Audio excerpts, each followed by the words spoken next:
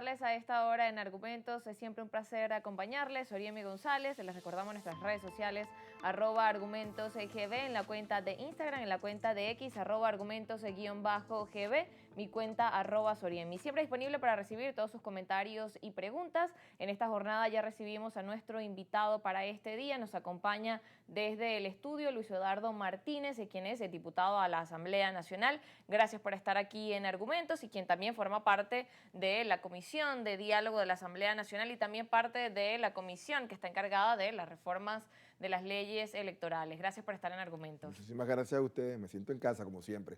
Qué bueno que se sienta en casa. Y como sabe, bueno, en Argumentos evaluamos cada tarde cómo está la dinámica política, y precisamente, bueno, en Venezuela ha sido noticia el tema de cómo quedan las relaciones entre Venezuela y Estados Unidos, el tema de elecciones, cómo sigue el tema de la dinámica política en nuestro país. Es parte de lo que vamos a ir abordando. Y para iniciar, bueno, quizás con lo primero y con lo que se ha venido hablando desde esta semana, desde el lunes, el tema de la reunión que hubo entre el gobierno venezolano y este enviado especial por parte de Estados Unidos. ¿Qué puede significar esto? ¿Qué lectura le dan desde los diferentes partidos? Y quizás cuáles son las implicaciones que observan ustedes de este evento. Pero es un ejercicio de de política de realidades. El presidente de los Estados Unidos envía a Richard Greene y se entrevista con el presidente Maduro, pero no solamente a eso. En una entrevista horas atrás, Richard Greene señaló que prepara un pronto viaje a Venezuela, un nuevo viaje. Eso es una señal de que empiezan a abrirse los canales de comunicación entre Estados Unidos y Venezuela, lo cual nos conviene a ambos. Le conviene a Estados Unidos, le conviene a Venezuela, porque hay intereses que se solapan y que si logramos restablecer unas relaciones basadas en la reciprocidad y en el respeto, es conveniente para nuestros dos pueblos. Bien, usted habla de que es conveniente, sin embargo no todas las reacciones han sido de forma positiva. ¿Cómo también evalúa esa parte donde de pronto no ven de forma positiva que se retomen estas relaciones y que la conversación sea directamente con el gobierno venezolano? Hay demasiado radicalismo, pero en algunos casos yo he llegado a convencerme que buena parte de ese radicalismo es radicalismo virtual, ni siquiera es real, porque la beligerancia se da en las redes sociales, y cuando empiezas a precisar, muchas de las cuentas son bots, es decir, son comentarios interesados. A nadie puede parecerle incorrecto que dos países que durante mucho tiempo fueron tan cercanos como Estados Unidos y Venezuela empiecen a acercarse, insisto, en temas que son de mutuo interés. Venezuela tiene interés en que pueda restablecerse la mejor relación de tipo comercial, el tema petrolero, el gasífero. Por otra parte, a Estados Unidos le interesa, y lo ha planteado así el presidente, el tema migratorio.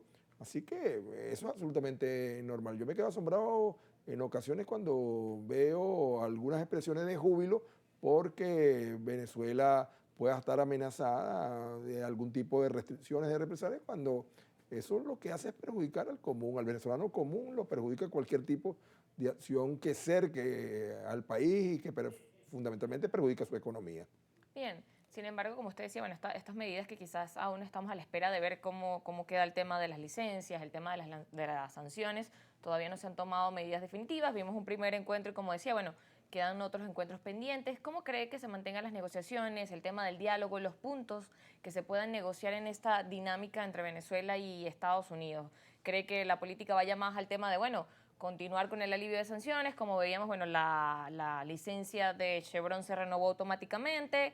¿Cómo ve usted ese panorama? Como un proceso complejo, el propio enviado especial de Donald Trump lo señaló, es un proceso complejo, un proceso que va a dilatar, pero que en cualquier caso mueve al optimismo cuando ya se dio un primer paso. El hecho, insisto, que un alto funcionario diplomático americano haya estado aquí en Venezuela recientemente es un motivo que nos permite tener esperanza que empiecen a restablecerse las relaciones. Quizás tarde mucho, quizás tarde poco, nadie puede imponer el ritmo, pero en cualquier caso es positivo. Venezuela tiene que insertarse en el escenario internacional, es un protagonista importante fundamentalmente en Latinoamérica, y tenemos que entender que eso le conviene a cada uno de los venezolanos que aquí vivimos. Y en ese sentido también viendo, como decía, este punto de partida, de encuentro, de una reunión y que como usted lo menciona, lo ve positivo, como quizás también viendo ese reflejo de, bueno, de un actor internacional, en este caso del gobierno estadounidense, también podemos trasladarlo al tema del diálogo en Venezuela y cómo también es importante que se den diferentes acercamientos. Para muchos, el año pasado era quizás una probabilidad lejana. Analistas decían que no veían el gobierno de Donald Trump reuniéndose con el gobierno de Maduro y ya vimos en esta lectura que bueno, su enviada especial lo hizo, había puntos específicos en esa agenda como era el tema migratorio, el tema de las deportaciones y el tema también de los estadounidenses detenidos aquí en Venezuela. En ese sentido, como también vemos que hay puntos de encuentro que permiten que se den esas negociaciones, como también eso trasladarlo quizás al plano venezolano, donde necesitamos también que se avance en ese diálogo y encontrar puntos de encuentro. El diálogo nunca se ha detenido. Desde hace 4 años, la Asamblea Nacional, conjuntamente con distintos sectores de la vida nacional, han adelantado distintos escenarios de diálogo. En ocasiones parece que se retrocede y efectivamente en alguna ocasión se tiende al pesimismo, pero nunca hemos dejado en dialogar. Pero en las últimas semanas, incluso en las últimas semanas del año 2024 se hizo realidad ese deseo que tiene la gran mayoría de los venezolanos, no solamente de la clase política, sino también de los otros sectores de la vida nacional, de dialogar. Ahora mismo hay una gran mayoría de los actores políticos que han manifestado su interés en participar en las elecciones regionales, parlamentarias y municipales que han sido convocadas, unas para el 27 de abril, otras esperando convocarse, lo más probable es que sea para un domingo de junio, y eso ha sido precisamente producto de las muchas jornadas de diálogo que se han adelantado en los últimos tiempos. Los 4 gobernadores militantes de la oposición han estado participando en estas jornadas. Ayer mismo estaba escuchando el mensaje del gobernador Rosales en ocasión del Día de la Zulianidad y es bastante claro en cuanto a que ha entendido, como desde el principio nosotros lo hicimos, que en Venezuela cualquier solución tiene que ser dialogando, reconciliándonos y en paz. En ese sentido también, ¿cómo ve el panorama de qué otras reuniones, qué otros acuerdos son importantes y qué pasos dar? Entendiendo que, como dice, bueno, es un año electoral, siendo las primeras ya convocadas para el mes de abril, es un trayecto o de alguna forma un tiempo corto para organizarse y que quizás hay condiciones o quizás elementos que conversar. ¿Cómo también considera que forma allí un elemento importante el tema del diálogo y cómo sentarse y qué realmente requiere en este momento la ciudadanía venezolana? Pero en el caso nuestro, y cuando digo nuestro, digo la oposición venezolana, es fundamental que entendamos que así como dialogamos con otros sectores de la vida nacional, tenemos que dialogar entre nosotros mismos. Tenemos que hacer un gran esfuerzo para presentar fórmulas unitarias en todo el país. Y eso permitiría motivar al electorado a participar, elevar la legitimidad que debe caracterizar un proceso electoral y adicionalmente a eso hacer posible que la gran mayoría, ojalá que todas las gobernaciones, posteriormente las alcaldías, una representación importante en la Asamblea Nacional, pase a manos de militantes de la oposición.